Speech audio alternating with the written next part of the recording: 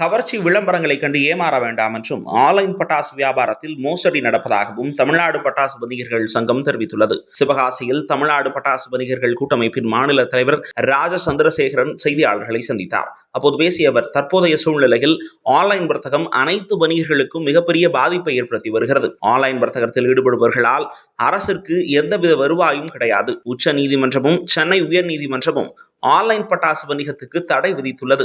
ஆனால் குறைந்த முதலீட்டில் பலர் சட்டவிரோதமாக ஆன்லைன் வர்த்தகம் செய்து வருகிறார்கள். இதனை தடுக்க தேவையான நடவடிக்கையை மத்திய மாநில அரசுகள் எடுக்க வேண்டும் என்று கோரிக்கை விடுத்தார். ஆன்லைன் மூலம் ஏராளமான பொதுமக்கள் ஏமாந்து மோசடி செய்யப்பட்டதாக கூறி பணத்தை இழந்து வருகின்றனர். இது குறித்து ஏராளமான புகார்கள் வருகின்றன. அதனை சைபர் கிரைம் போலீசார் மூலம் நடவடிக்கை எடுக்க வலியுறுத்தி உள்ளோம் என்றார். கவர்ச்சிகரமான விளம்பரங்களை செய்து 90% வரை தள்ளுபடியில் பட்டாசுகள் விற்பனை செய்யப்படுவதாக கூறப்படுகிறது. இதனால் தரமில்லாத பட்டாசுகளை விற்பனை செய்ய வாய்ப்பு இருக்கிறது. எனவே கவர்ச்சிகரமான விளம்பரங்களை நம்பி பொதுமக்கள் ஏமாற வேண்டாம் என்றும், பல இடங்களில் ஆன்லைன் வர்த்தகத்தில் பணத்தை பெற்றுக்கொண்டு பட்டாசுகளை அனுப்பாமல் இருப்பதாக புகார்கள் வருகிறது என்றும் செய்தியாளர்களிடம் தெரிவித்தார். ஸ்கூல்ல, வீட்ல, காலேஜ்ல, ஆபீஸ்ல, டூர்ல இப்படி எங்க வேணாலும் சாப்பிடலாம். Lion muesli. நம்ம ஆரோக்கியம் நமக்கு முக்கியம்.